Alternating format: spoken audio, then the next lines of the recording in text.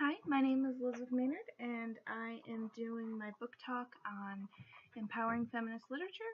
I picked titles that I felt that I would have wanted to read as a teen girl to feel better about how women are treated in the world, and also just to feel more empowered as a girl. So let's start this with Moxie. Moxie Girls Fight Back. Moxie is the story of Vivian Carter being inspired by the riot girls in the 1980s and their handmade zines about feminism, punk rock, and fighting back against toxic misogyny.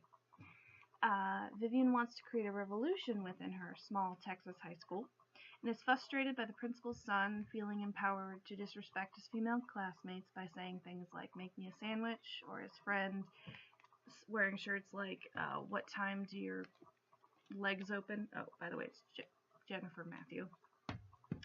As well as her mother, who was a riot girl, dating a Republican, which kind of seems to go against everything she used to stand for.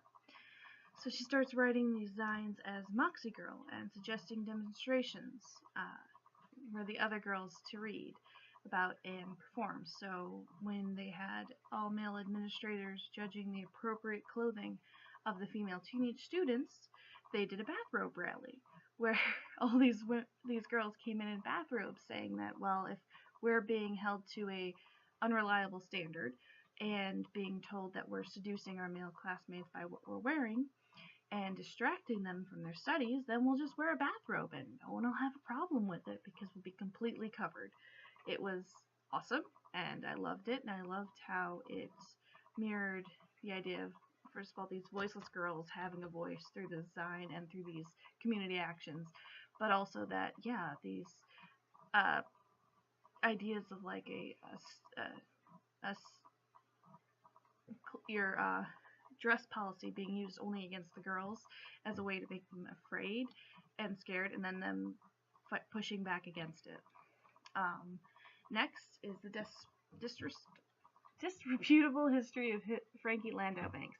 Frankie Landau Banks is a 16-year-old white, pretty, rich girl who became pretty between it is by E. Lockhart. She became pretty between 15 and 16, and she hasn't been able to handle it because now she's no longer this outspoken girl in the drama club and in the debate team, but now she's just pretty, and people don't really listen to her anymore.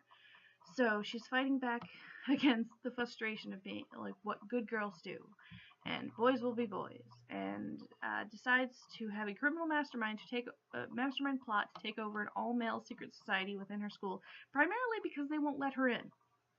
So she figures out their way to interact with them, pretends to be their alpha male dog of the Basset Hounds, and sends them on these pranks of defacing public property and vandalizing building with stuffed Basset Hounds, and organizes the whole thing perfectly multiple times for these pranks that are silly and imaginative and speak to her creative mind, trying to have an outlet to prove itself, because Frankie doesn't get that in her real life, and she gets told that pretty rich white girls don't get to do those things. So I really loved her frustration and how it very much mirrored a lot that I understood at that age, and that she has to hide how smart she is. She doesn't even have to hide it. People just don't notice it anymore. And so having her fight back against that and just try to take over a society that won't let her in is hilarious and really great. It's really empowering. And the whole thing is summed up as her disreputable history. So she's fessing up to all of her crimes in a diary format. The Nowhere Girls by Amy Reed is a story of Erin, Rosina, and Grace and their formation of the Nowhere Girls, which is a group of anonymous girls formed to get justice for a girl that was gang raped in their town, Lucy Moynihan, and she had left the town the year previously after the event because no one was arrested, and they publicly shamed her for it, saying that she was drunk and a slut and that she wanted it. It's the story also of Prescott High School, and it's girls uniting against misogyny and rape and the expectation that boys have a right to girls' bodies, because they're stronger and then can hurt them if they don't comply. It's about sex, it's about relationships, it's about justice, and it's about not letting the bad people win. Because at the core of this gang rape is a serial rapist who's going to do it again and has done it many times and also brags about it on the internet. So it's painful to read with the events of sexual abuse and also the recriminations tossed against both the girls and all the girls involved in it. But it's also beautiful once everything starts to come together about these three girls starting a revolution with a school email and refusing to let it die, and all the small steps that built that revolution along the way. And there's a scene, I don't have much time, but I want to describe it now, that made me cry at the end, which was another girl is raped. She reports it. There's finally some traction on the reporting, and she goes to school, and you know it's going to be a mirror of what happened to Lucy, where people throw things at her and call her slut and kind of basically chase her out of the town. And instead, a group of girls who are complete strangers to her surround her and protect her and walk her to her classes because they are affiliated with the Nowhere Girls, but they want to protect her and protect this from happening to her too. And it made me cry because it's just what she needed, and it's just what she couldn't have asked for.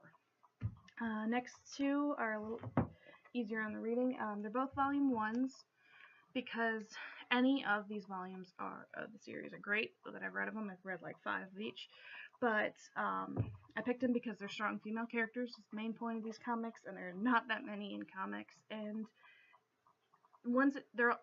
these are preteen girls, and this one's definitely a teenager. And none of their developments about boys or their boyfriends or wanting to have a boyfriend or their sexuality. It's just about this one is a formation of a superhero. It's a superhero origin story of a Muslim girl named Kamala Khan and her getting superpowers and accidentally turning into a mirror of Captain Marvel, her personal superhero.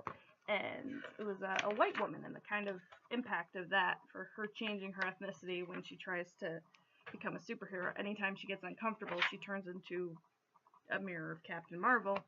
And she says that the feeling was she wanted to feel beautiful and confident and empowered, and all she got was feeling uncomfortable and weird looking. And it's just it's a teenager getting powers and becoming powerful, but also being an awkward teenager. And it's very much a superhero origin story, but it's a girl, and she's Muslim, and it's only she's a feminist icon just by being outside the norm. Very much a norm story, but we don't get girl superheroes that much, and it's great that we have Kamala Khan. And she's like Peter Parker, but more inclusive. And finally is the Lumberjanes, and I love the Lumberjanes.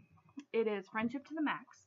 At Miss Quinzella Thisquin Penny Quickquill's Thistle Crumpets Camp for Hardcore Lady Types.